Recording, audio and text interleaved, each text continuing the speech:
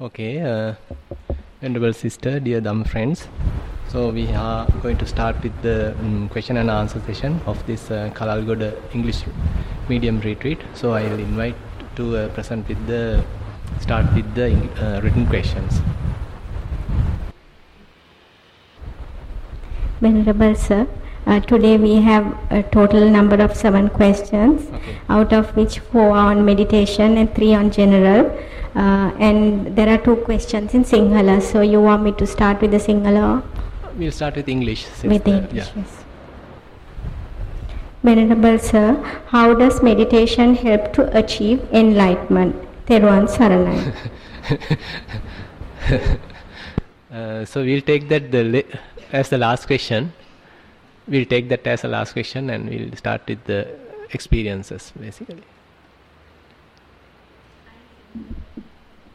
Okay.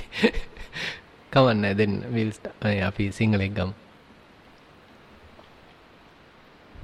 අවසරයි ස්වාමින් වහන්සේ, සිතේ ඇතිවන්නා වූ විසිරෙන භාවය වැඩි බව නිසා භාවනාව හොඳින් නොවැඩේ.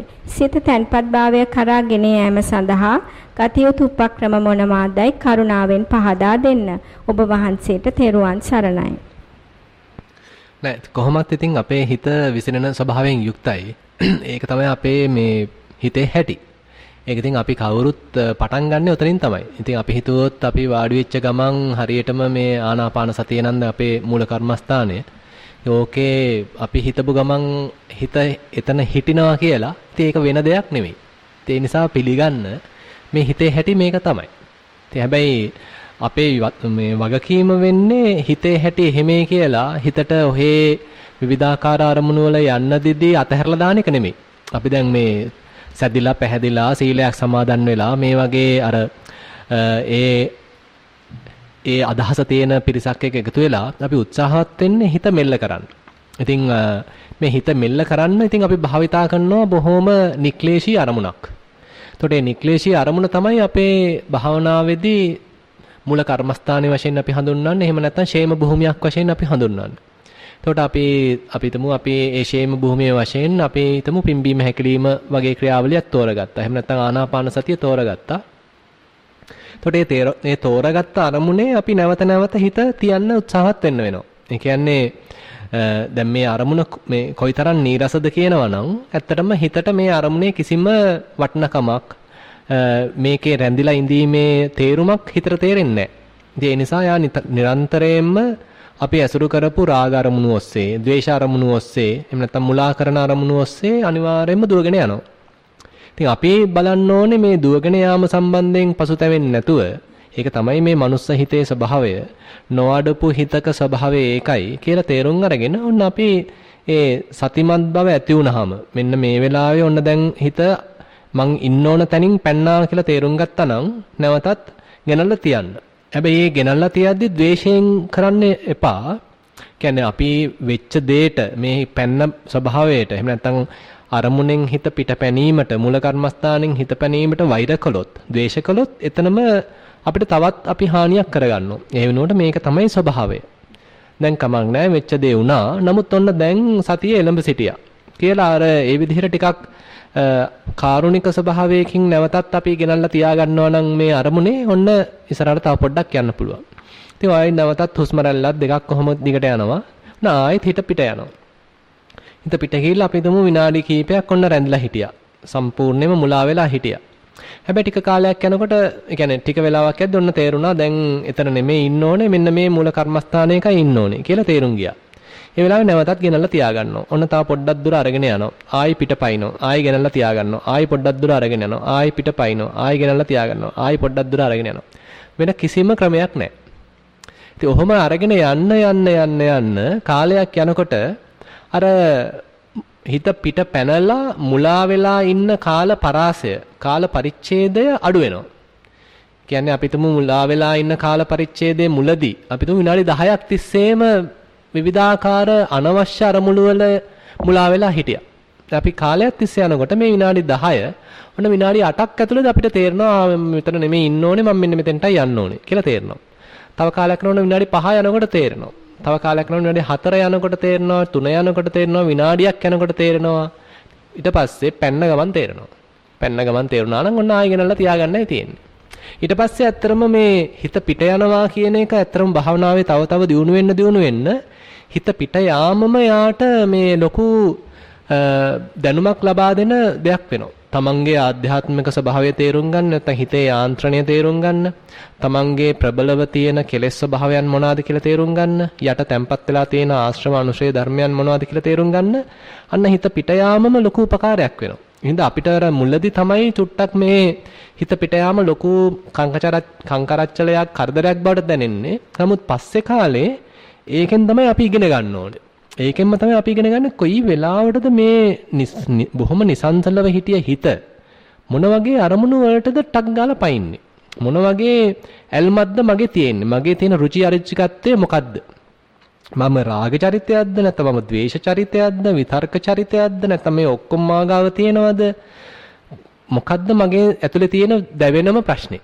ඔන්න ඒ ටික අපි මේක අධ්‍යයනය කළාම ඕනේ තේරුම් ගන්න.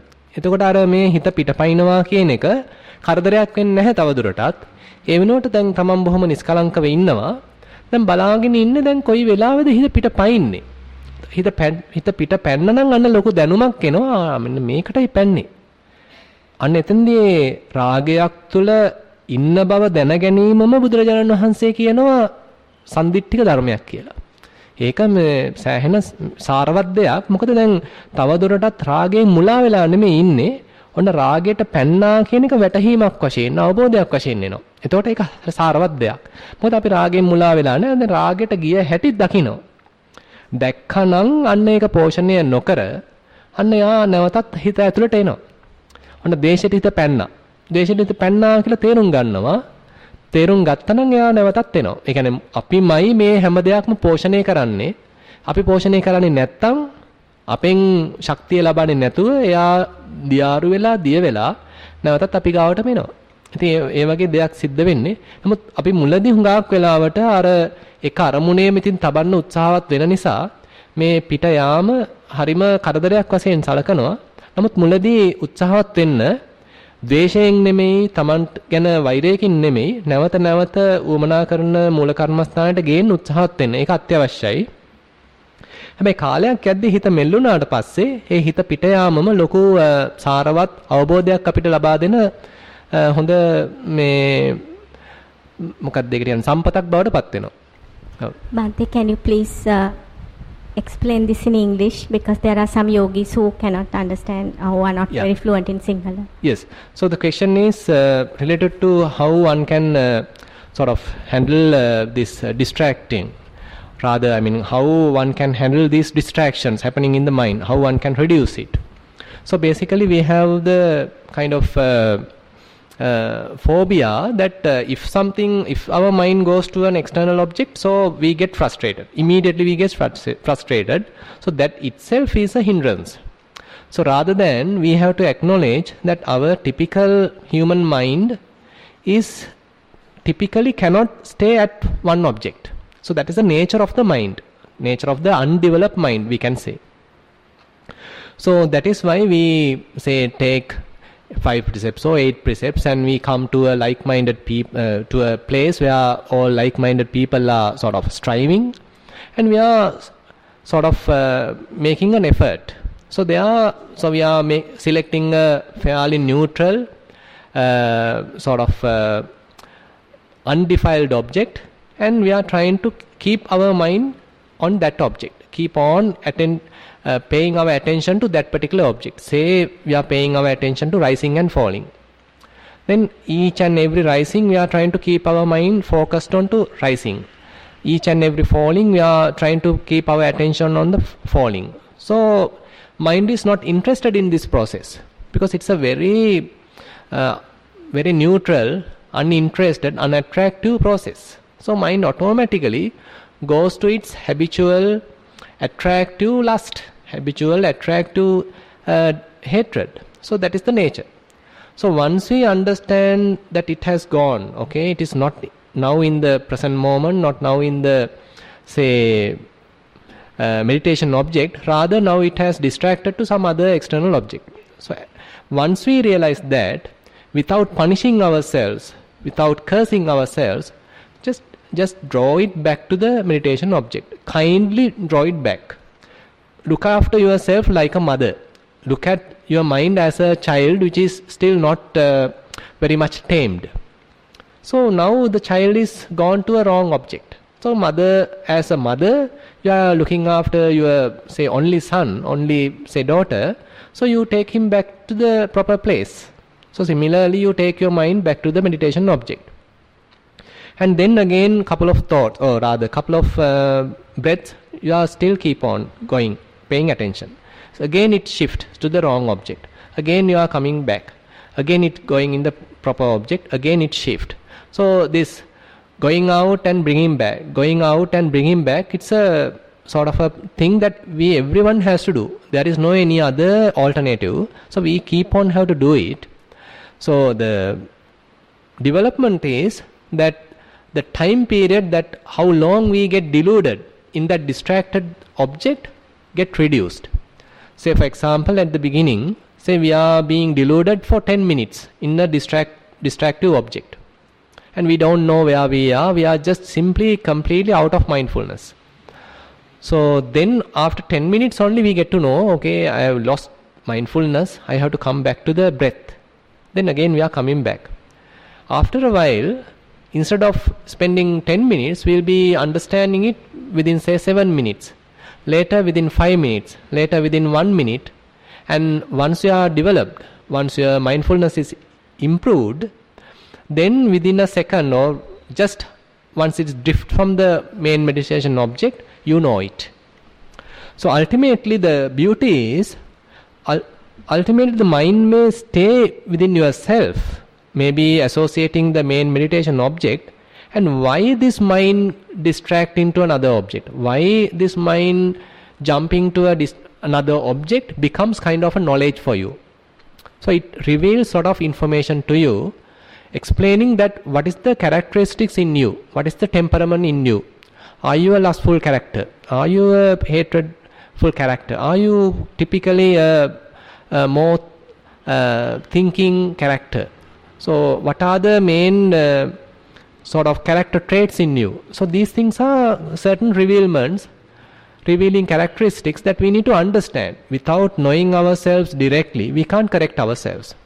So after we sort of getting familiar with the main meditation object, and we have fair amount of control of the mind, then it's a matter of understanding why this mind is jumping, to which object it jumped.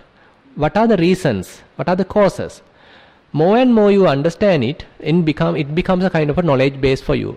So then you are looking at it in a more positive angle, rather than it becomes a kind of a frustration. It becomes really knowledge for you. Yes. ගෞරවනීය ස්වාමීන් වහන්සේ, සක්මන් භාවනාව කරගෙන යාමේදී පාද එසවීම, ගෙන යාම, තැබීම ප්‍රකටව දැනේ. පතුලට පොළවේ ගොරෝසු මෘදු උණුසුම් තෙත් ආදියද දැනේ. තරමක් වරහන් තුල විනාඩි 30ක් පමණ සක්මනේ යෙදෙන විට ගමන් කරන්නේ ඇට සැකිල්ලක් පමණක් ලෙස සිතට අරමුණු වේ. භාවනාවේ ප්‍රගතිය සඳහා ප්‍රමුඛත්වය දිය යුත්තේ කුමන ලක්ෂණයටද? තෙරුවන් සරණයි. එහෙම එක ලක්ෂණයක් කියලා නැහැ. අතරම සතිමත් භවයේ තියෙන එක ප්‍රධාන ලක්ෂණයක් තමයි මේ එන කොයි දෙයකටත් අපි මේ සමතනක් දෙන්නේ. දැන් අපි තුමු අපි සතිමත්ව සක්මනේ යෙදෙනවා. සක්මනේ යෙදෙද්දී පාදයට දැනෙන තද ගතියක්. තද ගතියටත් අපිට හිතේ තියෙන එකම කැමැත්තක්. අපි තුමු ඊට පස්සේ පාදයට දැනෙන තෙත් ගතියක්. ඒකට තියෙන එකම කැමැත්තක්. ඊළඟට වැලිවල තියෙන රළු ගතියක් දැනෙනවා. ඒකටත් තියෙන එකම කැමැත්තක්. මුකුත් විශේෂතාවයක් නැහැ. ඊළඟට අපි තුමු වේදනාවක් දැනෙනවා. ඒකට තියෙන තර වගේම මධ්‍යස්ථ ස්වභාවයක්. ඊළඟට අපි තුමු වෙන සද්දයක් ඇහෙනවා. ඒකටත් අපිට පුළුවන් නම් මේ මධ්‍යස්ථ ස්වභාවයම පවත්වන්න අන්න සෑහෙන්න හිත අර උපේක්ෂාවක් ඒ හරහා වර්ධනය වෙනවා. ඇත්තටම අපි මේ උත්සාහවත් වෙන්නේ අපි කැමැතිම දේ අත්දැක ගන්න නෙමෙයි.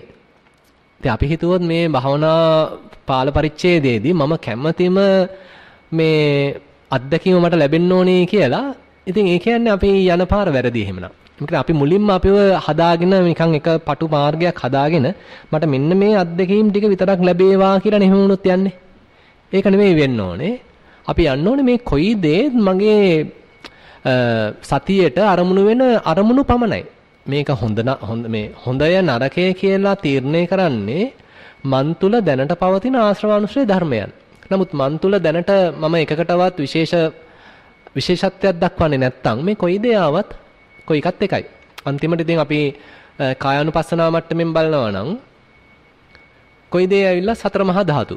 තද ගතියක් දැනුණා සතර මහා ධාතු, බුරුල් ගතියක් දැනුණා සතර මහා ධාතු, සිනිඳු ගතියක් දැනුණා, රළු ගතියක් දැනුණා, බර ගතියක් දැනුණා, සැහැල්ලු ගතියක් දැනුණා, වැగిරෙන ගතියක් දැනුණා, ඊළඟට උණුසුම් සිසිල් ගතියක් දැන් කොයි දේ ගත්ත සතර මහා ධාතු. එකකටවත් නෑ අපිට විශේෂ ඇල්මක්. එකක්වත් එපා කියන්නෙත් නෑ. කොයි දෙයකටත් සමතැනක් දක්වන්නේ. ඒ නිසා මේ කොයි දෙයකටත් සාදර වෙන්න. ඒ කියන්නේ එකකටවත් එපා මේ විශේෂත්වයක් මම මෙන්න මේකට මේ වැඩි දෙයින් අවධානය යොමු කරන්න ඕනේ කියලා දෙයක් නැහැ. එන කොයි දෙයක් බාර ගන්න. එන කොයි දෙයකටත් බොහොම සාමකාමීව කොහොමද මේවා හටගන්නේ? කොහොමද මේවා එක දිගට ඒ විදිහටම තියෙනවද? නැත්නම් මට මේවා පාලනය කරන්න පුළුවන්ද?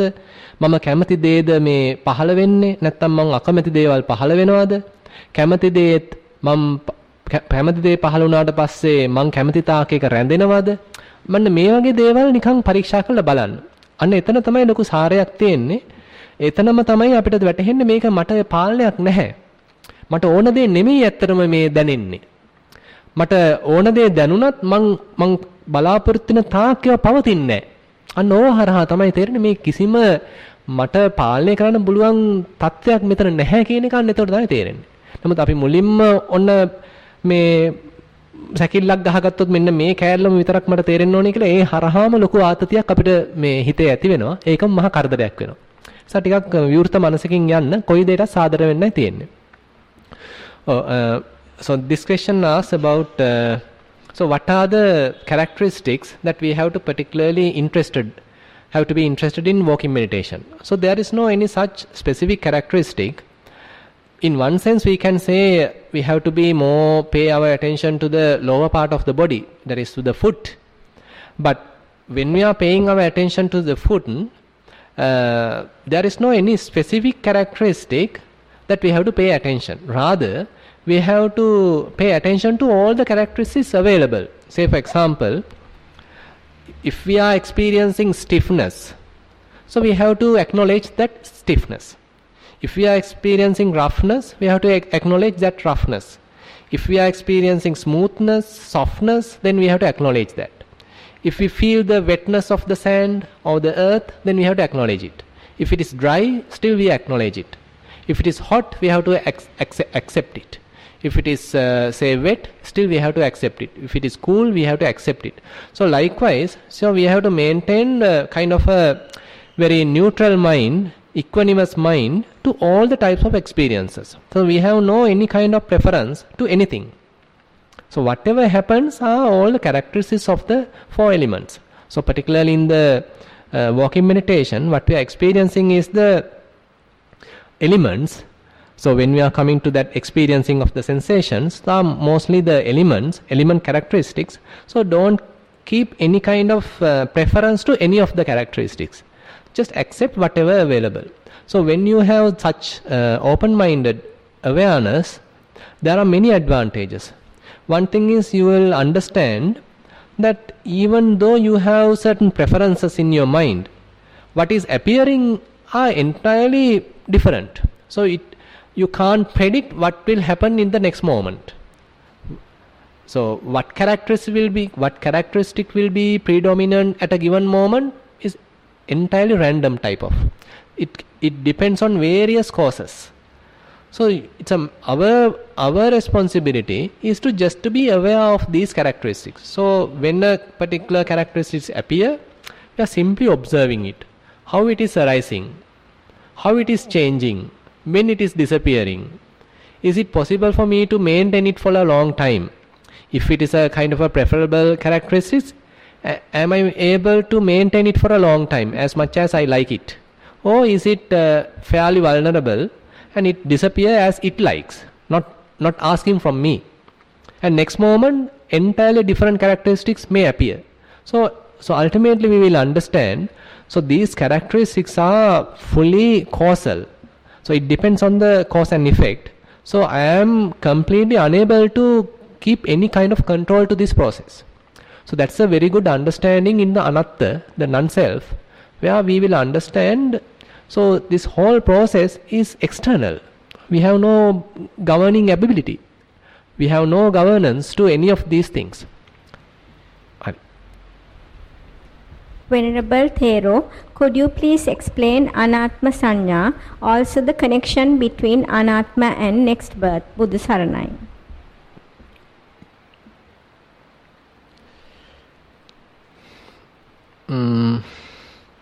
In Anatta Sanya, actually, if you remember Girimananda Sutta, when Buddha explains about Anatta Sanya, he says, Rupang Anatta, Saddha, Chakkung Anatta, Rupa Anatta, Sotang Anatta, Saddha Anatta, Gahanang Anatta, Gandha Anatta, Jivhar Anatta, Rasa Anatta, Kayo Anatta, Pottabba Anatta, Mano Anatta, Dhamma Anatta. So he explains it in terms of the 6 types of internal faculties and the external objects. So our faculties which receive or do the kind of a cognition of the external objects are entirely depending on causes. Say we have eye faculty, we have ear faculty, we have nose faculty, tongue faculty, body, the mind. So these are all operating due to causes. And on the other hand, so we don't know, I mean, when I am here, now I can see these things. When I am at another place, I see completely a different thing. And again, the vision at the moment at I am experiencing is depending on so many causes. Say I need to have fair amount of light, I have to have a very healthy eye, then I have to pay attention. So when I am paying attention to this direction, I can't see what is available in that direction. So the attention also matters. So all our experience, therefore causal. It is not just one cause. Due to various causes, we have some kind of experience. So all these things are kind of processes. Say I am visualizing or I am seeing. So actually seeing happens. So we introduce this I part. So I am seeing. So I am hearing. But the hearing is what really happening. But I interpret like I am hearing. Okay, some smell is available. So smelling is there, or some odor is there. So I am experiencing it. So I am communicating it with someone. So I have experienced this kind of a smell.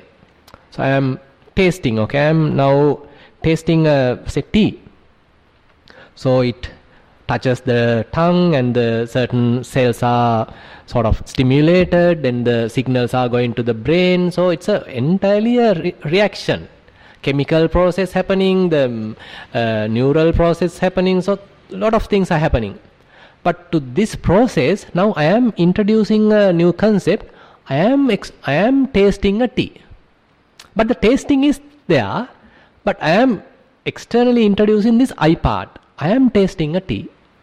Similarly, say now I am sitting on the cushion. So I have certain kind of experience, some comfortable experience. So I am comfortable. I experience the cushion. So experiencing is there, but we introduce this I part. Say certain thoughts coming to the mind. So rather than simply saying cognizing, so we simply say I understood or I thought. So we put this I part externally.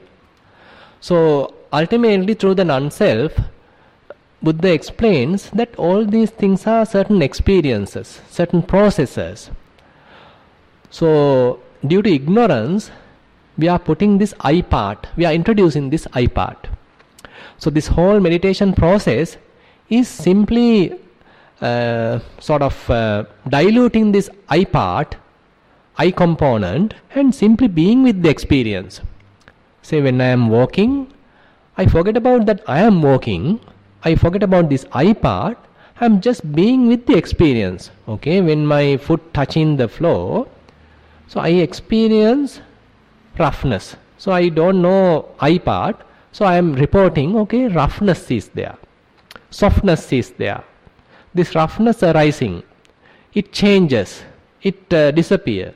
Now to the other leg, roughness experience. Now it is changing, it is disappeared. So likewise, so all experiencing now we are going through, ultimately we forget about ourselves and we merely have certain kind of experience. So that is the best experience in a way in the meditation. So when you are capable of keeping away your I part, then you will have a good meditation.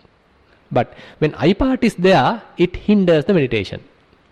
Say, suppose you are either in samatha meditation or vipassana meditation, either way, whenever you take I part to the front, you are hindering the process, you are hindering the progress. But if you are able to keep it away, keep yourself back in the back seat and just accepting the process, just admiring what is happening, just acknowledging the process, then you are simply allowing things to happen. So the question is non-self and what's the comparison? Also the connection between anatma and next birth. Next birth.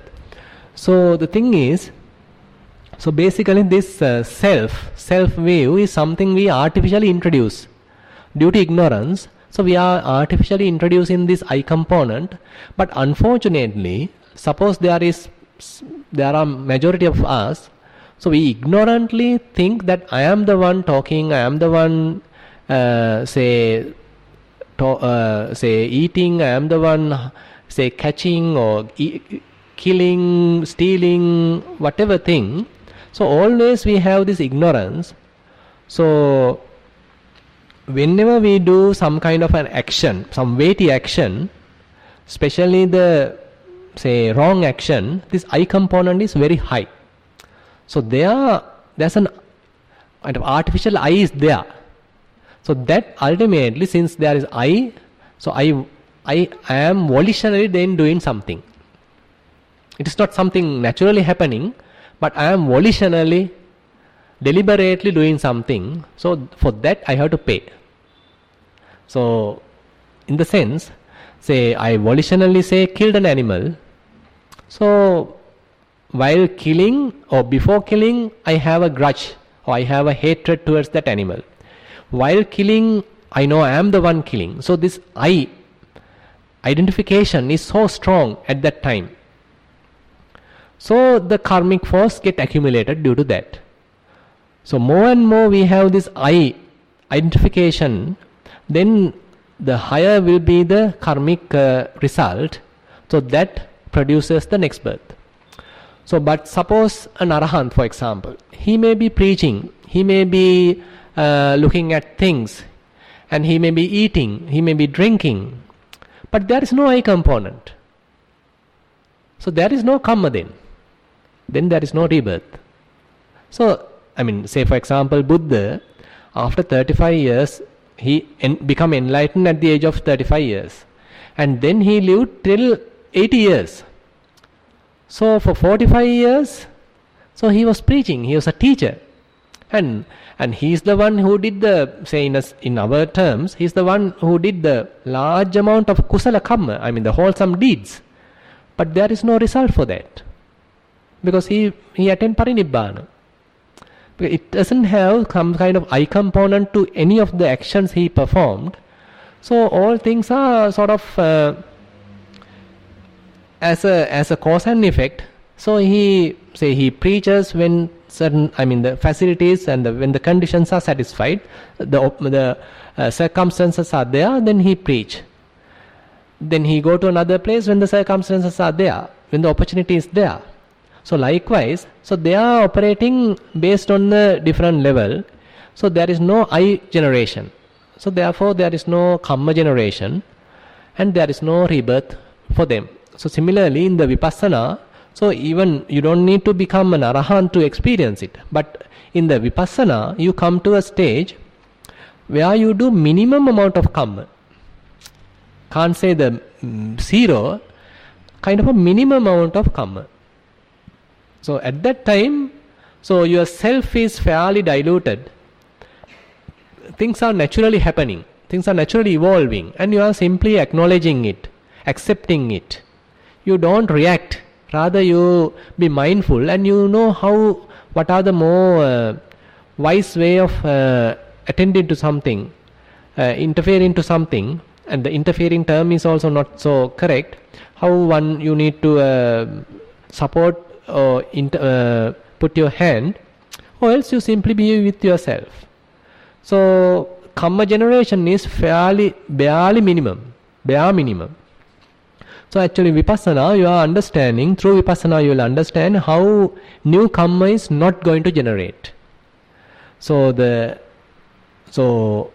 till we have self-view, rebirth is there. When there is no self-view, no rebirth. So it is quite easy to tell these things. So don't think about these things when you are meditating, but when you are meditating, just be with the experience. So since you have asked, I am trying to explain these things. It's very profound teaching of the Buddha, the teaching of the non-self. Yes. ගරු ස්වාමින් වහන්සේ භාවනාවේදී ධ්‍යාන වශීතාවය යනු කුමක්දයි පහදා දෙනසේක්වා ප්‍රශ්නේ දෝෂයක් වෙතොත් එයද නිවැරදි කර දෙනසේක්වා තෙරුවන් සරණයි.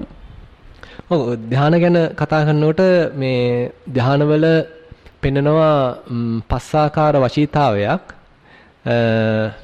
දැන් සාමාන්‍යයෙන් ධ්‍යාන ගැන විස්තර කරනකොට රූපාවචර ධ්‍යාන 4ක් අරූපාවචර ධ්‍යාන 4ක් පෙන්නනවා සාමාන්‍ය සූත්‍රාන්තකමේට. එතකොට මේ හැම ධ්‍යානයකදීම වශීතාවයන් වශයෙන් මේ පහක් පෙන්නනවා. ඒ කියන්නේ ධ්‍යානයට කැමති වෙලාවකට සමවදින්න පුළුවන් වීම. ඊළඟට සමවැදුනට පස්සේ කැමති වෙලාවක් ඒකේ පවත්වන්න පුළුවන් වීම. ඊළඟට ඕනම Tamanට අවශ්‍ය වෙලාවකදී ඒකෙන් නැවත බැහැර වෙන්න පුළුවන් වීම. ඊළඟට ඒ තිබිච්ච දේවල් නැවත මේ ප්‍රත්‍යවේක්ෂා කරන්න පුළුවන් වීම. තවත් එකක් තියෙනවා ඒ වගේ වශීතාවයන් පහක් පෙන්නනවා. අනිත් එක මේ ඕන වෙලාවක ඕන තැනකදී මේකට සමවදින්න පුළුවන් වීම. මේ වගේ බොහොම මේවා මේ කියන තරම් පහසු දේවල් නෙමෙයි.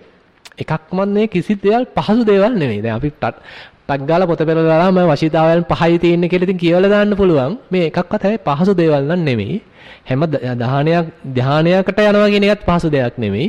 අපි තුන් පළවෙනි ධ්‍යානය කියලා. ඉතින් පළවෙනි ධ්‍යානය අරගෙන උපමාවක් වශයෙන් විස්තරයක් වශයෙන් කරනවා නම් එතකොට කෙනෙක් ඔන්න මුලින්ම අපි තුමු ආනාපාන සතිය භාවිතා කළා. ඔන්න පළවෙනි ධ්‍යානයට යනවා. ඉතින් අර මුලින්ම යන කෙනාට ඕක ඉතින් කරන්න බෑ. ලේසියෙන් කරන්න බෑ. එයා උත්සාහ කරනවා යන්නෙම නෑ. දැන් උත්සාහය අතාරිනවා දැන්. ඔන්න අතාරිනවා යන්තම් පොඩ්ඩක් අර සමසිත පවත්වලා නිකන් උපේක්ෂාව පවත්වලා අන්න එතකොට යනවා. අර ඒ වගේ මේක මෙතන යන්නේ හරි අමුතු අත්හැරීමේ කලාවක් මෙතන තියෙන්නේ. ඒ ගාන්ට දැන් ඒකේ ලොකු ධානයක් එක්ක නැවත ඔට්ටු වෙන්න මේකත් එක්ක හැප්පෙන්න ඒ යෝගාවචරය තේරුම් ගන්නවා මේකේ මොන හේතුන් නිසාද මේක හරියට සාර්ථක වෙන්නේ. මොන හේතුන් නිසාද අසාර්ථක වෙන්නේ. මේක දැනුමක් වශයෙන් එයාට ලැබෙනවා. ඒක නැවත ප්‍රගුණ කරන්න ඒ දැනුම එයා භාවිතා කරනවා. මොනවාද මේ ධානයට යන්න නම් උපකාරක ධර්මතාවයන් මොනවාද? අන්නේ උපකාරක ධර්මතාවයන් එයා හොඳට තේරුම් අරගෙන ඒ උපකාරක ධර්මතාවයන් අන්න පවත්වනවා. උමනා විදිහට සතිය පවත්වනවා, කය පවත්වනවා, කයේ පිරිසුදුකම පවත්වනවා, ඇසුරු කරන අය පවත්වනවා, ඒ පරිසරය පවත්වනවා, උමනා කියන්නේ පත්‍ය ආහාර වල මේ ඒවා පවත්වනවා. මේ ඔක්කොම දේවල් ගාන්ට සැසඳලා එනවා. අන්න ඒ ටික ඔක්කොම ආවට පස්සේ අන්න හොඳට භාවනාව යනවා. ඔන්න ධානයට සමවදිනවා. මේ කාලයක් කළා අන්න යා තේරුම් ගන්න ඔන්න දැන් නම් මට මේක කොයිතරම් වශී වෙලාද තියෙනවා නම් ඔන්න මම හිටගෙන ඉඳද්දිත් මේකට යන්න පුළුවන්. ඉඳගෙන ඉඳද්දිත් යන්න පුළුවන්. ඇවිදින කොටත් මට මේකට යන්න පුළුවන්. මෙතනදිත් යන්න පුළුවන්. තව තැනකදිත් යන්න පුළුවන්. කියන අන්න ඕනම තැනකදී මේකට ඇතුළත් වෙන්න. ඒ කියන්නේ ධානයට ඇතුල් වෙන්න පුළුවන් හැකියාවක් වශයෙන් ඔන්න එකක් ලැබෙනවා. ඊළඟට අර ඇතුළත් වුණත් මේකේ ඒ සමාධි ශක්තිය තියෙන තාක් තමයි ඒකේ රැඳිලා ඉන්න පුළුවන්. නැත්තම් ටකස් ගාලා ඔන්න එළියට එනවා. ඉතින් කාලයක් කළා අන්න තේරුම් ගන්න මේකේ පවත්වන්න නම් මොනවද උමනා කරන හේතු ටික.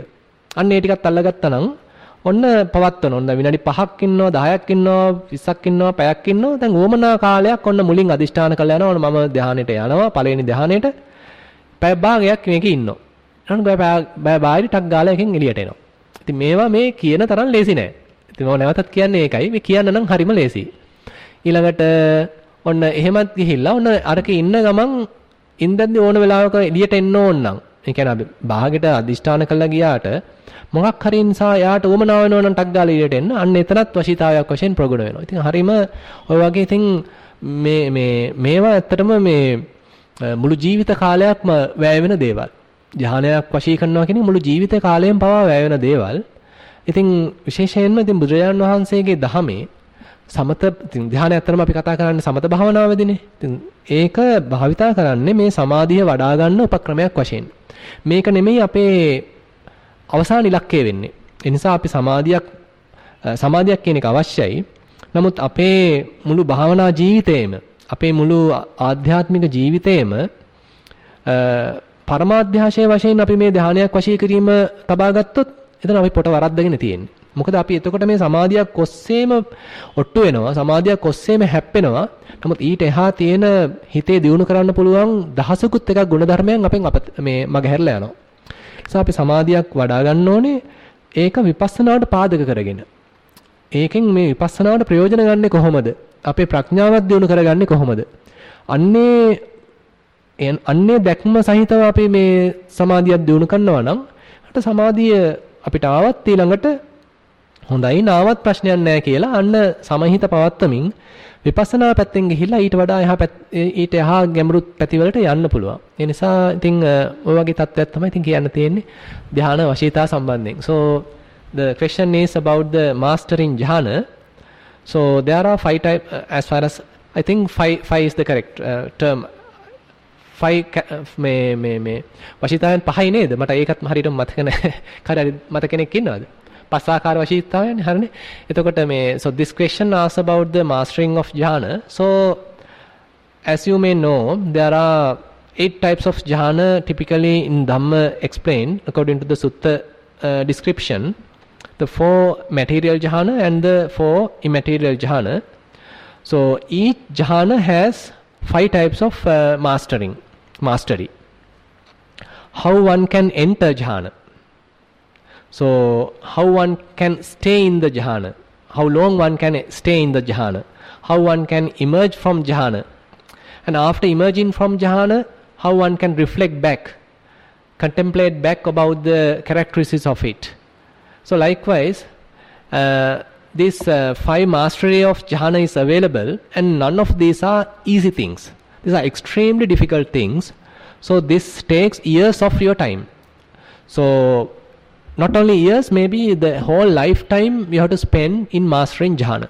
It is so difficult task. So for example, suppose one is developing anapanasati and he is able to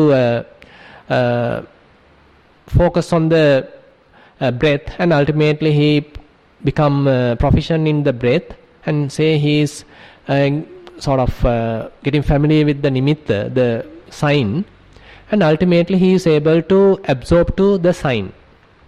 So maybe after absorbing again and again, he can verify whether it is first jhana or second jhana, third jhana or fourth jhana. So it's that itself is a kind of a knowledge, itself is a fairly vast experience, because the which jhana where you are in depends on the jhana characters, your jhana factors. So the first jhana has 5 factors. So based on that one may decide, okay, I am in the first jhana. Suppose for explanation I am taking first jhana. So the mastery is that as a beginner, so you have no control when you absorb to jhana, and there are many conditions conditioning the absorbing to the jhana. Say for example, your health matters, the climate matters, the lighting condition matters, how this sign appears matters, and the balancing of the faculties matters, and your mind state matters. So all these things are certain causes, and you may learn all these causes, and with experience you know how to fairly handle these conditions. and you become kind of expert in entering jhana, absorb into jhana. So it takes long time, and suppose one is capable of entering jhana as he wishes. So it's a kind of one type of mastery. Say you wish that I want to enter first jhana, and within a short period of time you are able to achieve it. So that is one type of mastery. Even though one may absorb to first jhana, so how long you may stay there also depends on various causes. So if there is not enough concentration build up, then you may emerge from it soon. But if there is a fair amount of concentration, you may spend long time there. So one may understand all these causes, and then he determine and he practices again and again, spend long time in the jhana, and then he may gain a kind of a mastery. If he wishes, he can spend say 10 minutes. If he wishes, maybe 15 minutes. If he wishes, 30 minutes. So he can master the period of time where how long he may in the jhana. So this is another type of mastery. So likewise, there are many types of mastery of jhana, and it's a lifetime process. The last point what I have mentioned is, so don't think that mastering jhana is the ultimate of the Buddha's teaching. So Buddha's teaching is more valuable and than these typical concentration based practices. Concentration based practices itself is necessary. Actually Buddha also says the samadhi concentration training, and it is used for developing wisdom. Sila, samadhi, panya. So morality is there, then the concentration is there. Based on concentration, you are developing wisdom. So we have to give more priority to the wisdom. And if we are spending whole our lifetime developing a particular jhana or mastering jhana, so as far as I can understand, it's a waste of time. Because it takes a lot of time to master jhana, but rather if you have some kind of taste of it, and if you have fair amount of concentration, and based on that concentration, if you can develop wisdom, we have to go for wisdom. Because that is the thing liberating. Jhana itself is not liberating. So it has certain amount of taste, it has a kind of a joy, but it is temporary. It does not give enough wisdom to our mind. Rather, based on jhana or based on any kind of a concentration, we have to develop wisdom. That is how we actually can go towards kind of a final goal. Yeah. So on the other hand, there are certain other religions. Say for example, Hinduism. Say jhana practice may be their ultimate goal. So the Brahmins may be spending their whole lifetime mastering jhana. Yes.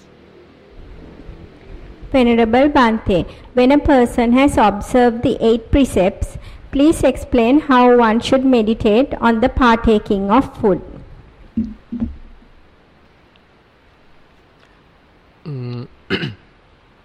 Yeah, when we are considering sila, morality, so there are, Buddha explains 4 types of morality for Sangha. Say, Indriya Samvara Sila, Pratyasannissita Sila, Patimokka Samvara Sila, what's the other one?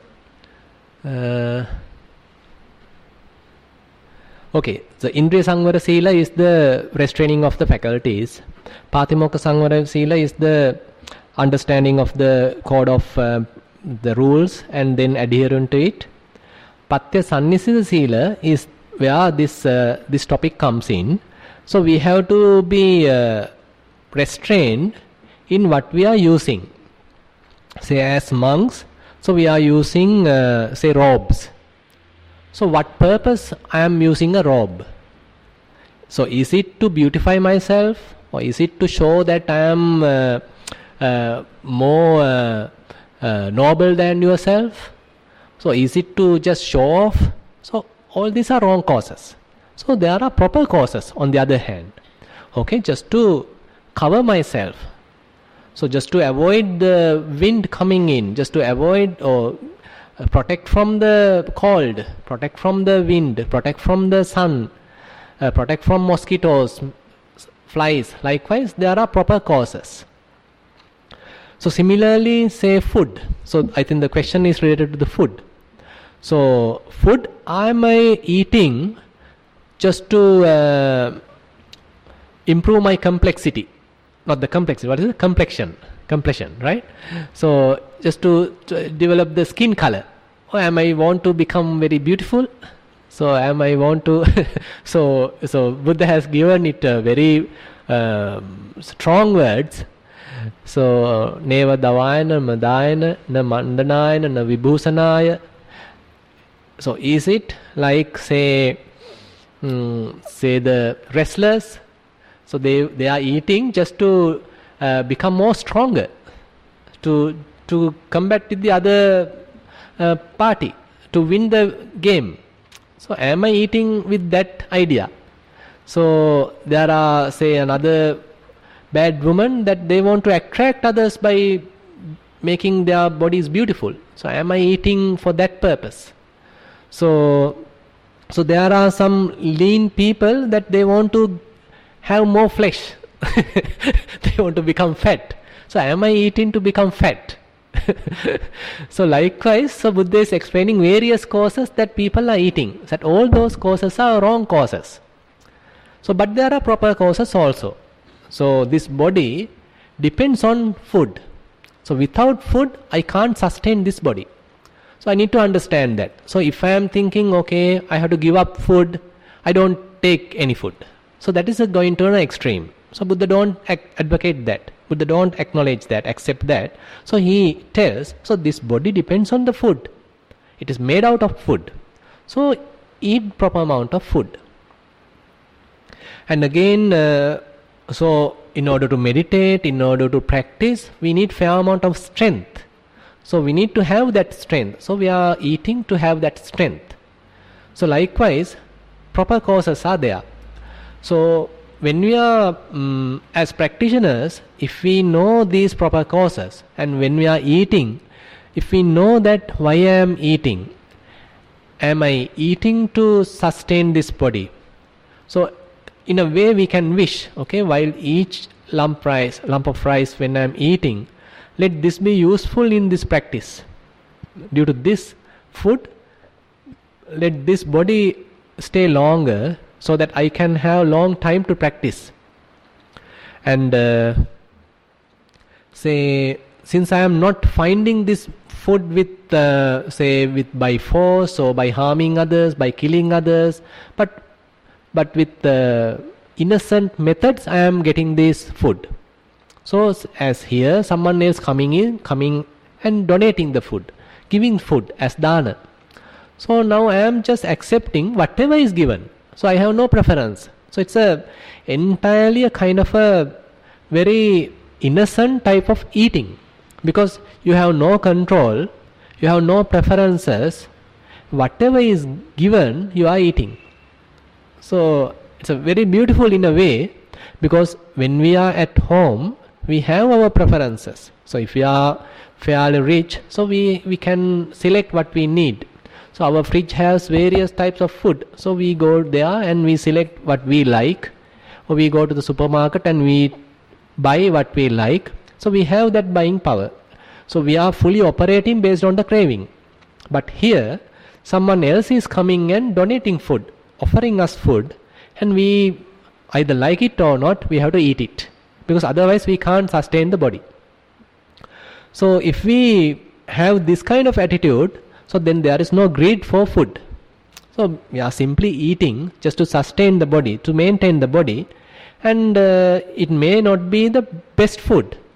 It may not be the extremely tasty food, delicious food, but rather fair enough to sustain this body. It's a kind of a matured attitude where you are not crying for the best food.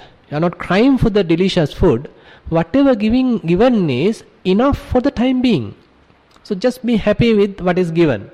So I am just eating, sustaining the body, and I am trying my best to make maximum out of that food. So I have taken the strength from that food, what is given by someone else who is entirely unknown to me, and now I am using that strength to develop the mindfulness, develop the path of the practice.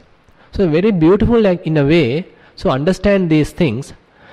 So when we have that understanding, then there is no possibility of having greed while eating.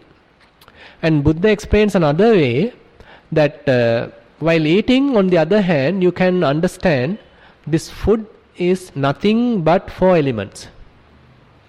Even though we give various labels, okay, this is mango, this is pineapple, this is grapes, this is rice, this is vegetables, this is ice cream, this is curd. So we are giving various terms, various names, and we have so many preferences.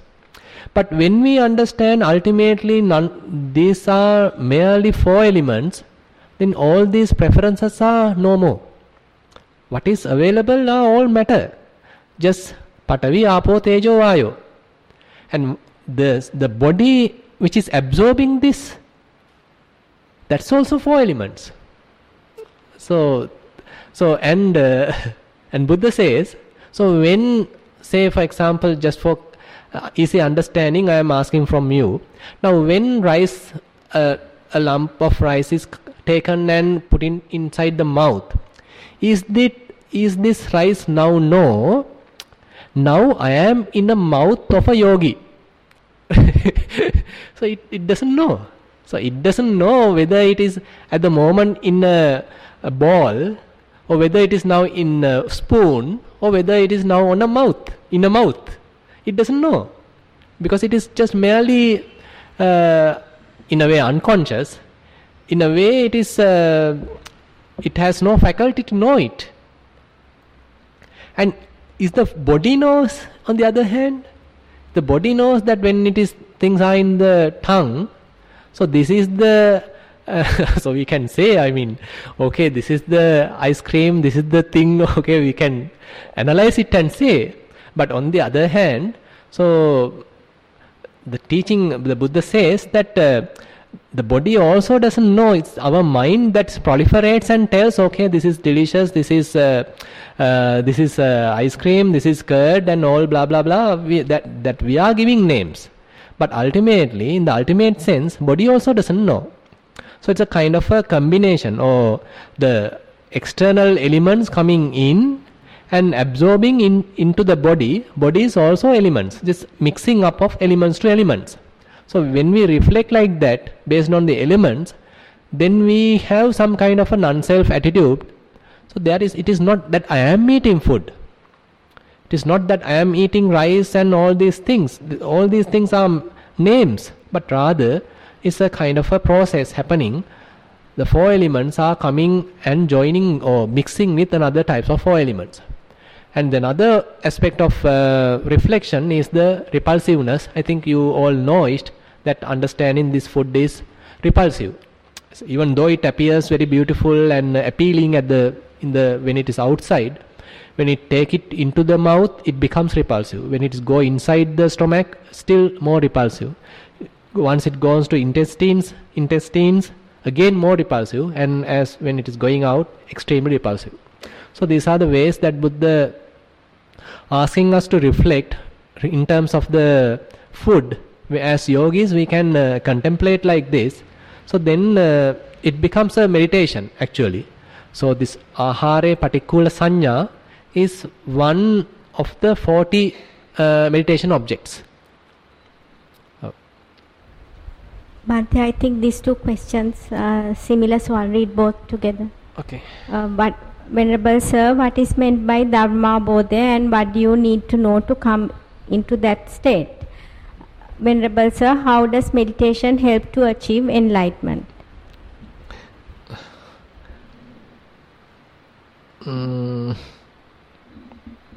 How meditation help to achieve enlightenment? It's very difficult to answer.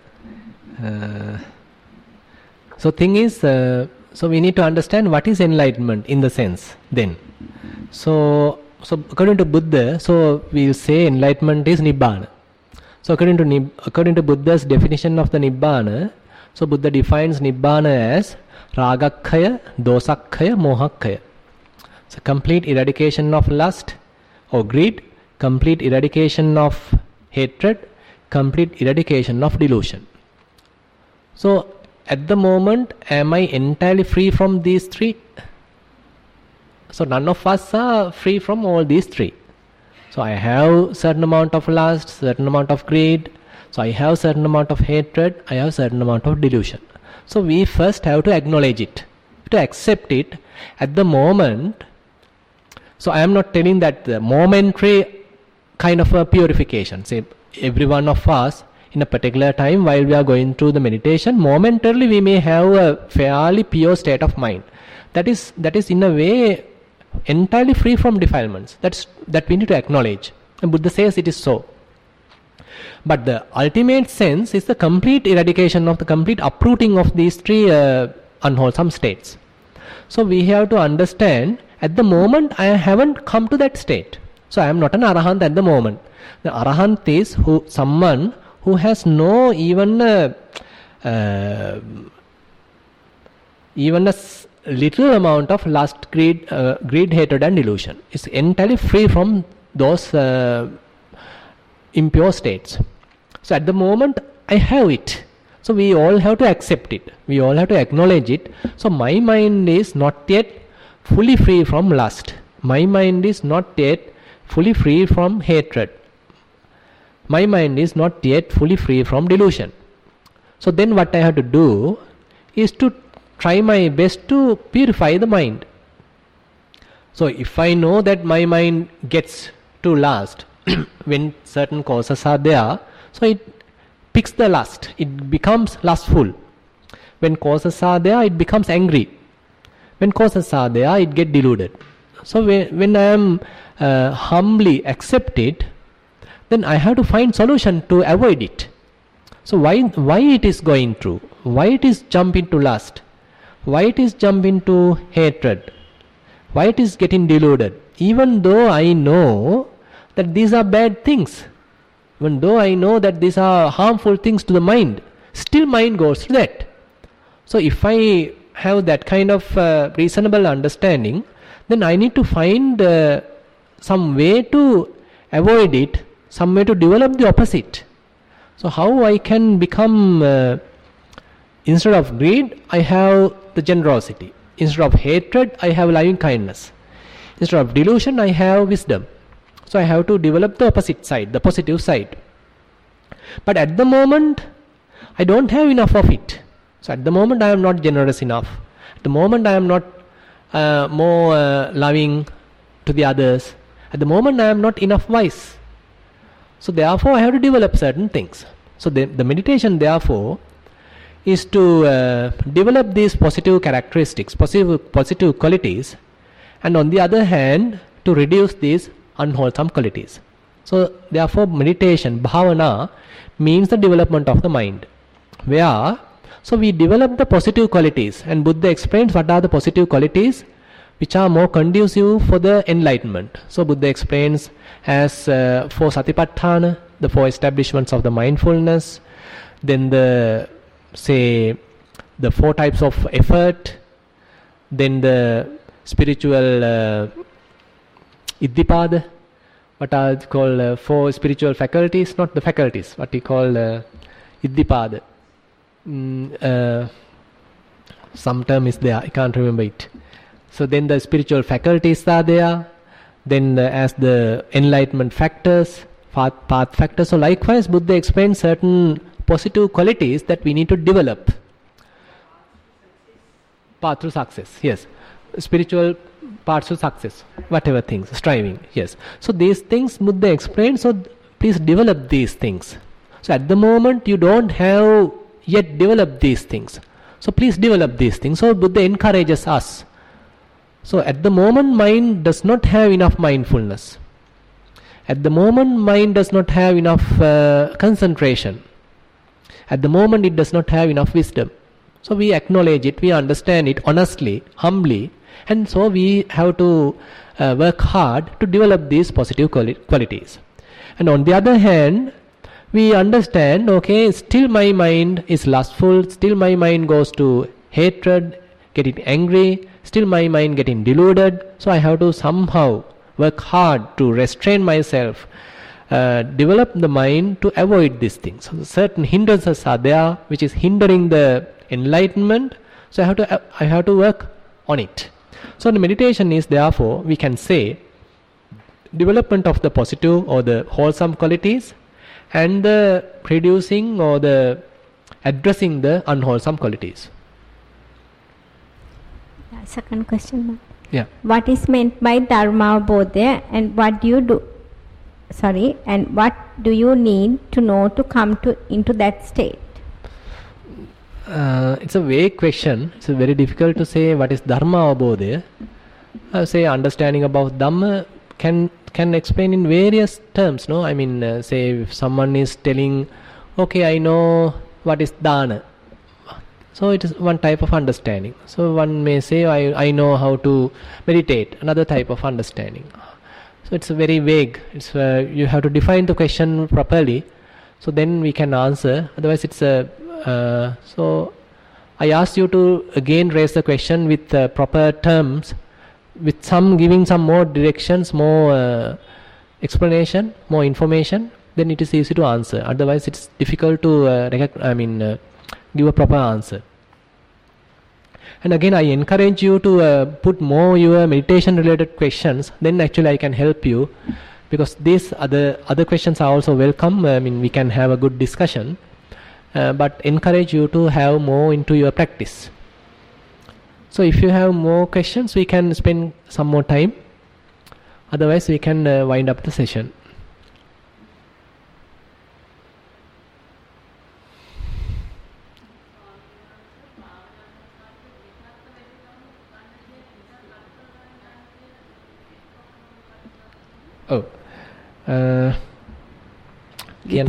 විතර්ක අඩු කර ගැනීම සඳහා භාවනා කරන ඉඳගත්ම විතර්ක වැඩි අඩු කර ගැනීම සඳහා ගන්න තියෙන උපක්‍රම මොනවද ඒ කාලය තුරදී ස්වාමීන් වහන්සේ? ඔව්. ඇත්තටම මේ බුදුරජාන් වහන්සේ ඔය මජ්ක්‍ධිම නිකාය සූත්‍රයක් වෙනවා විතක්ක සන්ඨාන සූත්‍රය කියලා. ඉතින් මේ සූත්‍රයේ මට මතක විදිහට ක්‍රම 5ක් උගන්වනවා. මේ කොහොමද විතර්ක සමනය කරන්න කියලා. දැන් බුදුරජාන් වහන්සේ මට හරියටම මේ පහම පිළිවෙලට මතක නැහැ.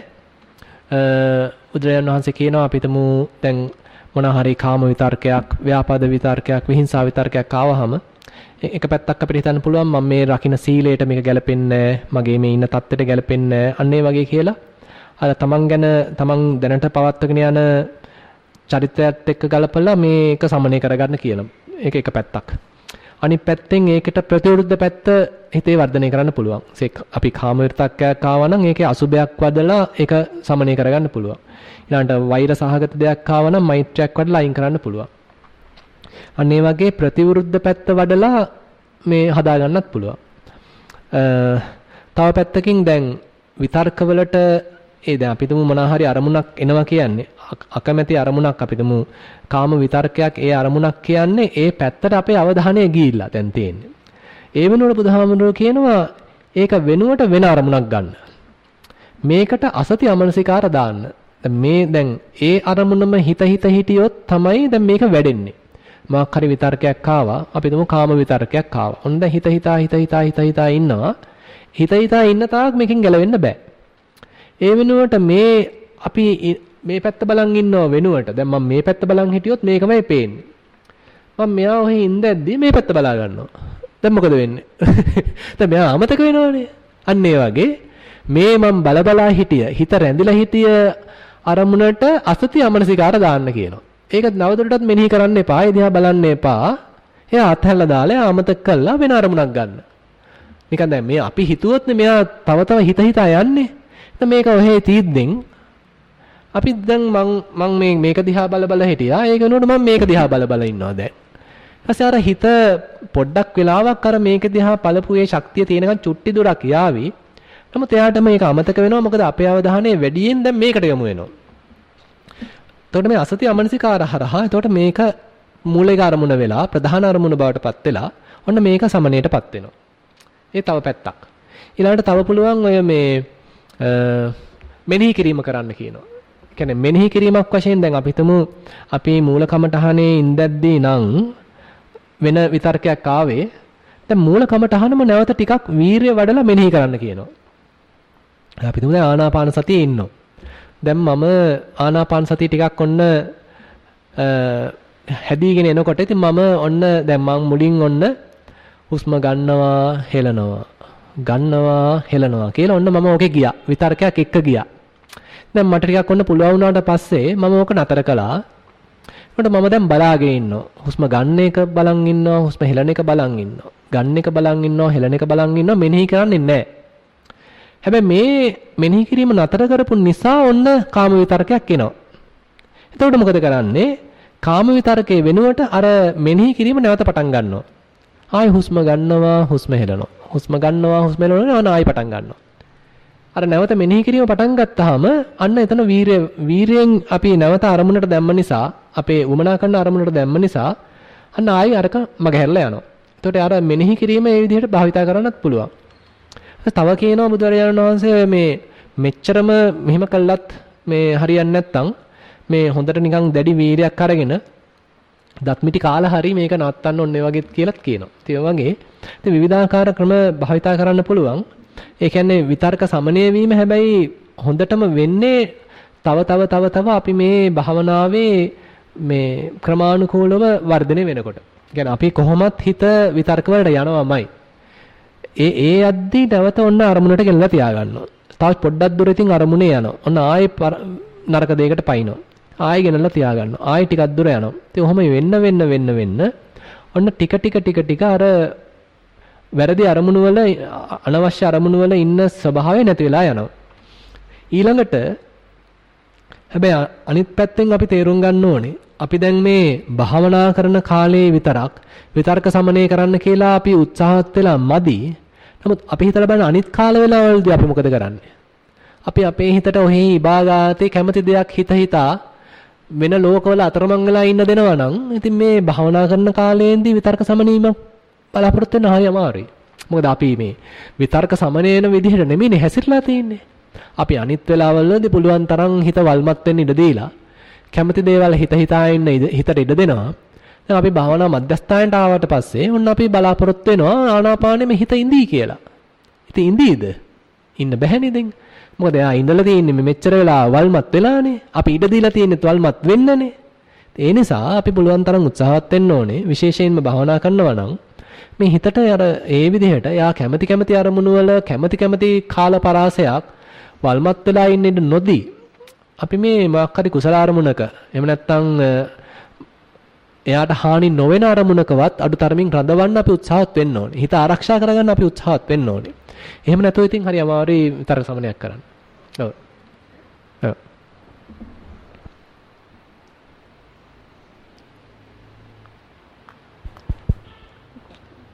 ස්වාමීන් වහන්සේ මට දැන් සාමාන්‍ය වෙලාවෙදි භාවනා කරන්නේ නැති වෙලාවෙදි දැන් ආරාමෙ ඉන්නකොට දැන් අපි හිතමු ද්වේෂ ආරමුණක් කියලා දැන් ද්වේෂය හොඳටම වැඩිලා ඒකට වීරයත් එකතු වෙලා උද්දච්චයත් එකතු වෙලා නීවරණ ගොඩක්. දැන් මම කොහොමද මේ කඩාගන්නේ? ඕක තමයි ඉතින් දැන් මම බලලා ඉස්සෙල්ලා වීරියට ගහනවා පහර. ඊළඟට ඔන්න එකක් අඩුයි දෙන්නෙක් ඉන්නවා. ඊළඟට ගහනවා වේදනාවට. කොහොමද ස්වාමීන් වහන්සේ මේ කියා දෙනකො තව විදියවල් මේක කොහොමද ලෙහා ගන්න විදිය දැන් හොඳටම රත් වෙච්ච වෙලාවක්. නෑ ඇත්තටම දැන් අපි නීවරණ පැත්තෙන් කතා කරොත් නීවරණ පහේ කාමච්ඡන්දේ තියෙන වෙලාවට ව්‍යාපාදේ තියෙන්න බෑ. ව්‍යාපාදේ තියෙන වෙලාවට කාමච්ඡන්දේ තියෙන්න බෑ. ඉතින් ඔය පොඩි සෙල්ලක්කාර වැඩක් කරලා බලන්න පුළුවන් ඉතින් ඕනනම් කාමච්ඡන්දේ හොඳට නැග්ග වෙලාවට ඕන්න ව්‍යාපාදයක් දාලා ගන්න පුළුවන් පොඩ්ඩක් හැබැයි වැඩි දැම්මොත් අමාරුයි. අර මේ කියන්නේ සම්පූර්ණ අනිත් පැත්ත දාන්න හැබැයි පරිස්සමේ දාන්න ඕනේ. මොකද දැන් හෙන කියන්නේ සුභ අරමුණක මුලා වෙලා තියෙන වෙලාවක අකමැතිම තරහකාරයෙන් මතක් කරනවා. එතකොට ඉතින් කෙලින්ම ආයි කාමච්ඡන්දෙත් එක්ක ඉන්න බෑ ව්‍යාපාදෙට. කියන්නේ ඇත්තටම ව්‍යාපාදේ එනවටකොට කාමච්ඡන්දෙට ඉන්න බෑ. අනිවාර්යෙන් කාමච්ඡන්ද දුර වෙලා දැන් දැන් මේ කේන්ති යන්න පටන් ගන්නවා. එතකොට හැබැයි ටක් ගාලා නවත්ත ගන්න ඕනේ. දැන් ආයි කේන්ති ඔස්සේ ගියොත් අන්න අනිත් එක්කනට පයින්නවා. ඉතින් ওই දෙයම අනිත් පැත්තට කරන්නත් පුළුවන්. හැබැයි ඉතින් මේක මේ දැන් ඔය ලොකු සාන්නාසෙම ඉතින් කියනවා මේ ක්‍රමේ. හැබැයි පරිස්සමෙන් කරන්න ඕනේ. මොකද අපි දාන්නේ අකුසලයක්මයි. කියන්නේ එකක් මැඩලන අර විසකට කියන්නේ විසක් නසන්න තව විසක් පාවිච්චි කරනවා වගේ දෙයක් මෙතන තියෙන්නේ. ඉතින් අවශ්‍ය ප්‍රමාණයට පාවිච්චි කරන්න ඕනේ. සමනේ වුණ ගමන් ආයේ නියම අරමුණකට දාන්න ඕනේ. අනිත් පැත්තෙන් ඉතින් කියන්නේ අපි ටිකක් තේරුම් ගන්න ඕනේ අපි තුම ආනාපාන සතිය වගේ අරමුණකට දාන්න කලින් හිත ටිකක් සමනය වෙලා තියෙනවා නම්, තැම්පත් වෙලා තියෙනවා නම් ඍජුවම අපිට ආනාපාන සතියට යන්න පුළුවන්. ගැටලුවක් නැහැ. නමුත් අපි හිතමු හිත හුඟාක්ම පසුබාලා තියෙන්නේ. හිතට නෑ කිසිම උනන්දුවක් නෑ, මේ කැමැත්තක් නෑ, ආසාවක් නෑ භාවනා කරන්න. එතකොට ආනාපාන සතිය දැම්මහම සමාහට හරියන්නේ නෑ. එතකොට ඉතින් ඊට වඩා හොඳයි ටිකක් සක්මනක යෙදෙන එක. සක්මනට හොඳට යෙදিলা. ඉතින් මොකද එළියට විශේෂයෙන් අපිට පොඩ්ඩක් පරිසරයට ගිහිල්ලා පරිසරයේ හුලන් ටිකක් එහෙම වැඩි පොඩ්ඩක් හිමීට සක්මන් කරන්න පුළුවන් නම්, මේ ස්වභාව දහමත් එක්ක ඉන්න පුළුවන් නම්, ඒ ස්පර්ශ වෙන දෙයට අපේ හිත යනවත් එක්ක හොඳට මේ අර විවෘත මනසක් හිමීට ඇති වෙනවත් එක්ක අර අපේ ඇතුලේ තිබිච්ච හිර වෙච්ච ගතිය මගහැරිලා අන්න අර හිතේ තියෙච්ච උද්දච්ච ගතිය, ඒ පසුබාන ගතිය අයින් වෙලා ඔන්න නැවතත් හිතේ ප්‍රබෝධයක් ඇති වෙනවා. එතකොට අර ඒ වගේ හිත මේ හුඟා අවුල් සහගත වෙලා තියෙන වෙලාවට එකපාරට පරයන්කට යන්න එපා. ඒ කියන්නේ ඉඳගෙන කරන භාවනාවට යන්න එපා. නිතරම සක්මනටම යන්න. සක්මනේදී තමයි යන්න හිත හොඳට හදලා තැම්පත් කළා, සකස් කළා, ඒ වටපිටාව සකස් කළා දෙනවා. ඊළඟට අපිටම කියන්නේ දේශයක් හුඟක් හටගෙන තියෙනකොටත් ඒ විදිහටම එකපාරට ඉඳ ගන්න යන්න එපා. අනිවාර්යෙන් දේශය වැඩි වෙනවා. ඉතින් එතෙන්දිත් කරන්න තියෙන සක්මනක්. සක්මනේදී ඇත්තටම අපේ එක පැත්තකින් අපේ ශරීර ශක්තිය ටිකක් වැය වෙනවා. අපි හිතලා කරන්න ඕනේ. අනිත් එක අපේ අවධානය පැහැර ගන්න ඕනේ මේ සක්මන. කියන්නේ අපි සක්මනේදී අපිට ඔහේ ඉඳලා බෑනේ. අපි මැදිහත් වෙලා කල යුතු යමක් තියෙනවා. අපි පාදයක් ඔසවන්න ඕනේ, ගෙනියන්න ඕනේ, තියන්න ඕනේ, ඊළඟ පාදේ ගන්න ඕනේ, මේ සමබරතාවය පවත්වන්න ඕනේ. මේ ඔක්කොම අපි හිතලා කරන ක්‍රියාවන්. එතකොට අපිට අර තරම් ද්වේෂයක් පවත්වන්න අමාරුයි. නමුත් ඉඳගත්තාම වෙන මුකුත් වැඩක් නැහැ, ද්වේෂය ඔස්සේම යන්න පුළුවන්. ඒ නිසා සක්මනකට දැම්මහම ඒකත් තව සමනය කරන්න පුළුවන්. ඉතින් ඒක ඉතින් අනිත් පැත්ත කියන්න පුළුවන් මේ බුදුරජාණන් වහන්සේ ඉතින් විශේෂයෙන්ම ඉතින් කාමච්ඡන්දයට නම් අසුභ භාවනාවක්, ඊළඟට ව්‍යාපාදයට නම් මෛත්‍රී භාවනාව ඉතින් දේශනා කරලා තියෙනවා. පොඩ්ඩක් ඉතින් ඕවා වඩලා අර හිත ටිකක් සමබර කරලා ගන්න පුළුවන්. ඊළඟට කිසිම උනන්දුවක් හිතේ නැත්තම් ඔන්න මරණානුස්සතියක් වඩලා, එහෙම නැත්තම් හිතේ කිසි සතුටක් නැත්තම් බුද්ධානුස්සතිය වගේ භාවනාවක් වඩලා හිත ටිකක් ප්‍රමෝදමත් කරලා ගන්න පුළුවන්. ඉතින් මේ වගේ ක්‍රම බුදුරජාණන් වහන්සේ දේශනා කරලා තියෙනවා. හැබැයි ඉතින් මේ ඔක්කොම නැතුව හොඳට හිත සතුටින් සැහැල්ලුවෙන් ඉන්න වෙලාවට අරව කර ඉන්න අවශ්‍ය නැහැ. කෙලින්ම ප්‍රධාන කර්මස්ථානයට දාන්නත් පුළුවන්. ඔව්. හොඳයි. හොඳයි.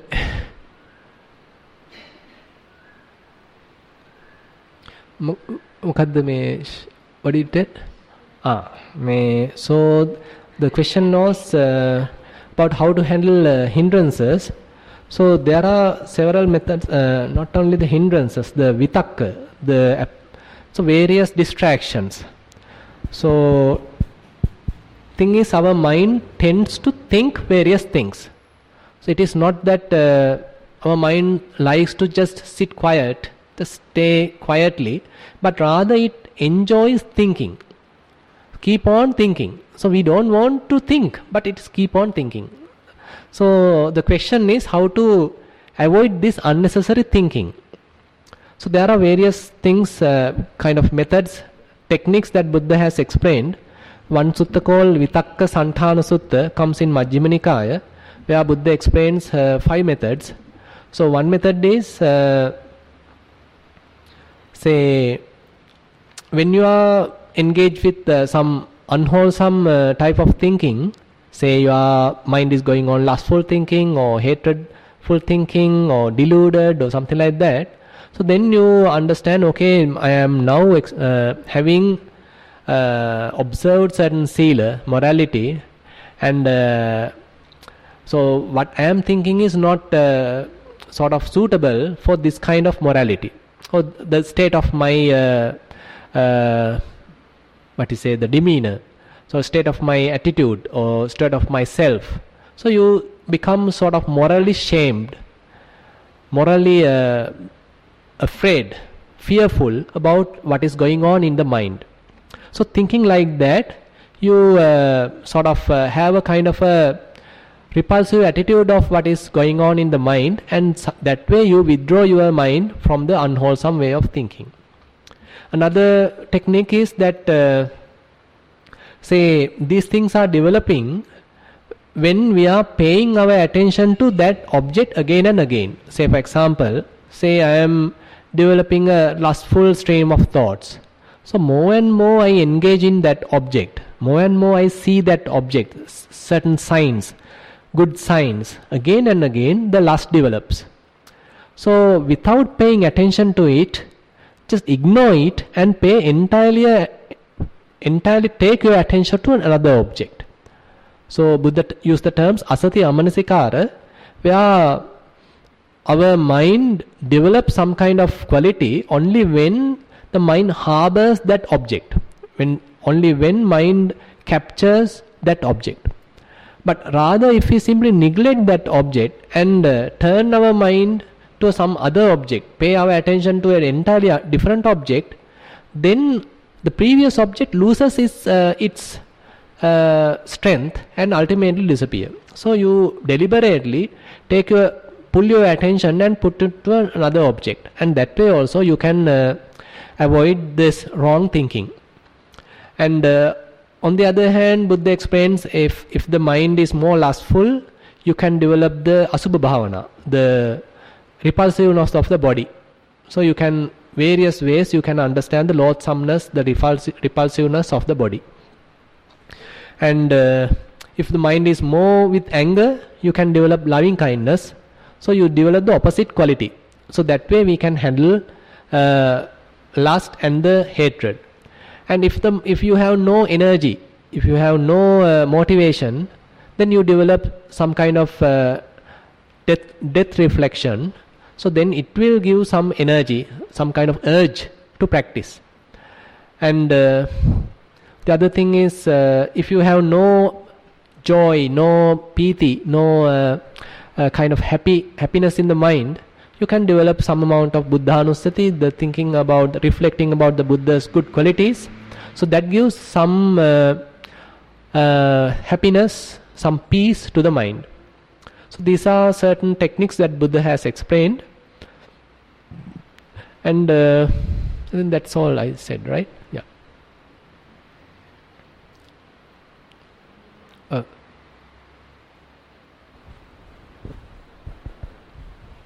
ස්වාමින් වහන්සේ මේ මම සක්මන් භාවනාවයි ආනාපාන සතියයි දෙකම ඒ කියන්නේ දැන් අවුරුද්දක් විතර ඉඳලා කරනවා.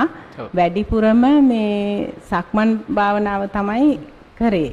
මොකද අර මේ කලබලකාරී පරිසරයත් එක්ක මේ මට ටිකක් ආනාපාන සතියේ මේ හුස්ම සංසිඳීගෙන ආවට පස්සේ අර එක අරමුණක ටිකක් ඉන්න අමාරු ගතිය තිබුණා. ඒක හින්දා දිගටම සක්මනම කරා. ඊට පස්සේ ස්වාමින් වහන්සේ දැන් මේ අර හුස්ම සංසිඳීගෙන ආවට පස්සේ එක අරමුණක නැතුව අර ධාතු ගුණ, ඒ කියන්නේ ශරීරයේ චංචල කම්පන ඒ වයින් තමයි මම දැන් භාවනාව කරගෙන යන්නේ. එහෙම ධාතු ගුණ වලින් ඒක ස්වාමින් වහන්සේ එතකොට අර මේ උදේ වය කියන මේ ඒ විදිහට කරගෙන යෑම නිවැරදිද? ඒක තමයි මගේ ප්‍රශ්නය. ඇත්තටම වෙලා තියෙන්නේ දැන් අර අපි ආනාපාන සතිය කිරීමෙන් බලාපොරොත්තු වෙන්නේ, ආනාපාන සතිය ටිකක් ගැඹුරට යාමෙන් බලාපොරොත්තු වෙන්නේ අපි අර වගේ මේ ධාතු ගුණ බලද්දී හිතේ ඊටාම සියුම්ව ඒ දේ වැටහෙන්නේ අපේ සමාධි ශක්තිය, සතිය හොඳට තියුණුව වැඩිලා නැත්තම්. ඉතින් ඒකයි උතන තියෙන අඩුපාඩුව.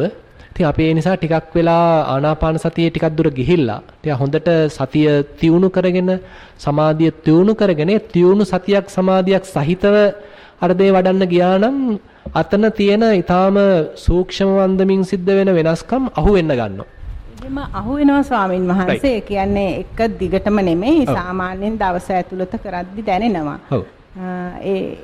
ඒක කියන්නේ ඒකේ වරදක් නැහැ. ඒ කියන්නේ දැන් ඒ කියන්නේ හොඳට මේ සක්මන් භාවනාවේ යෙදෙනවා නම් එතෙන්දී තනිකරම ওই දෙයමයි කෙරෙන්නේ අන්තිමට. ඒ කියන්නේ මුලදී අපි මේ වම දකුණ කියලා පටන් ගත්තට පස්සේ වම දකුණ අතහැරලා අපිට මේ සතිය පවත්වන්න පුළුවන් වුණාට පස්සේ අපි මේ දැනෙන දෙයත් එක්ක ඉන්න පටන් ගන්න ඕනේ. එතකොට අපිට තියෙන්නේ තද ගති, බුරුල් ගති, උණුසුම් ගති, සිසිල් ගති, මේවා තමයි අන්තිමට මේකේ සක්මනක් කියලා කෙරෙන්නේ. අන්තිමට මේ සක්මනක් නෙමෙයි, තනිකර මේවම අත්දැකීමින් යන ගමනක් තියෙන්නේ. ඉතින් ඒකමයි අන්තිමට ඉඳගෙනත් කරන්න තියෙන්නේ. ඉඳගෙනත් හැබැයි අර හිටගෙන කරනවට වඩා තව සියුම් සූක්ෂම මට්ටමකින් ඉඳගෙන කරද්දි වැටහෙන්න පුළුවන්. ඒ නිසා ඉතින් වරදක් නැහැ. ඉතින් අවස්ථාව ලැබිච්ච වෙලාවකට පොඩ්ඩක් ආයි අර අපි මේ වගේ තැනකදී නැත්තම් වෙන සේනාසනයකදී හරි කොහේ හරි අර පුළුවන් මේ පරයන්කේ ගන්න පුළුවන් මේ වාසිය ඒකේ ගන්න තියෙන ප්‍රයෝජනයත් ඒවෙන් ගන්න. මොකද ඇත්තම පරයන්කත් වැදගත්. හැබැයි සක්මන හුඟක් කරනවා කියන්නේ ඉතින් සෑහෙන දුරක් යන්න පුළුවන් අපිට. ස්වාමීන් වහන්සේ ඒ ධාතු ගුණ වලින්ම අපිට පරයන්කෙට මම හරි කැමතියි දැන් අර ඒ ස්වභාවය තියෙන හන්දා. එතකොට ඒ දෙකම දැන් මම කරනවා. වෙනද සක්මන වැඩියෙන් කරේ. ඔව් ඒක තමයි.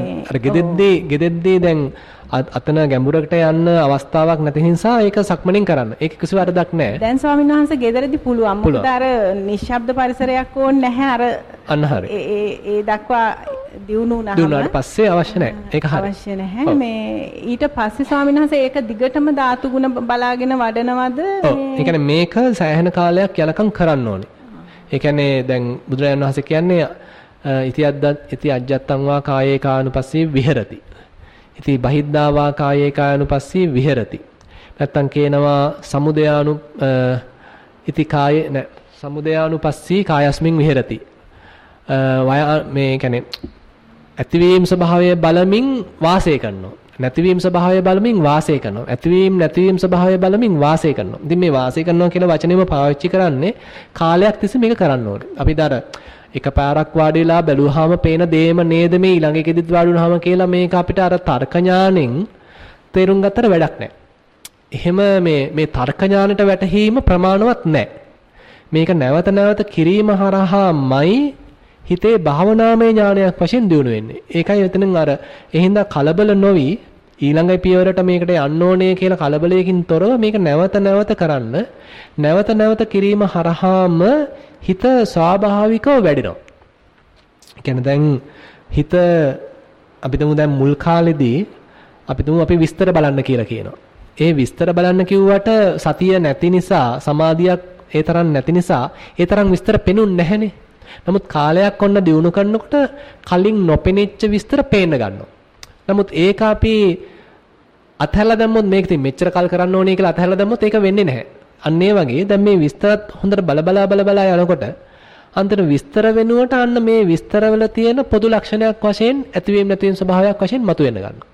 ඒකත් ඔන්න නැවත කරගෙන යනකොට මේ අරමුණෙන් හිත විරංජනේ වීමක් අරමුණේ නොරැඳීමක් වගේ දෙයක් වෙන්න ගන්නවා. ඉතින් ඒක ඉබේ මේ ස්වාභාවිකව වෙන්න ඉඩ දෙන්න. ඉතින් ඒ වෙන තාක් කරන්න ඕනේ. කලබල වෙන්නේ නැතුව මේක වෙන තාක් කරන්න. ඒ කියන්නේ අපි කලබලලා ඊළඟ ස්ටෙප් එකට පැන්න කියලා වැඩක් නැහැ. මොකද පැන්නට හිටින්නේ නැහැ එතන මේ මොකද අවශ්‍ය කරන සාධක ටික සම්පූර්ණ වෙලා නැති නිසා. ඒ නිසා අපි නැවත මේක යෙදෙන්න. ඒ හේතු ටික සම්පාදනය වුණා නම් අන්න ඒකෙන්ම ඊළඟ තැනට තල්ලු වෙනවා. ඉතින් යන විදිහ හොඳයි මට හිතෙන්නේ. හොඳයි. හොඳයි.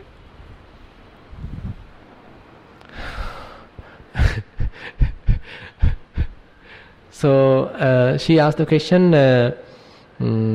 So she is telling that due to some distractions at her home, she was practicing only the walking meditation at home, and more walking and then less sitting.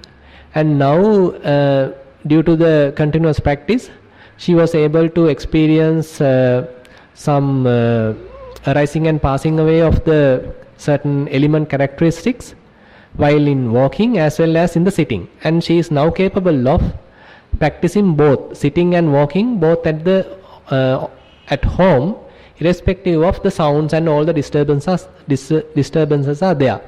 So what I said was, it is quite well, because at the beginning these sounds and various other things actually disturbs us, because we don't have enough mindfulness, we don't have enough concentration developed. But as we develop, so these external disturbances becomes less important, less disturbing to us. So but while these disturbances are there, still we can practice.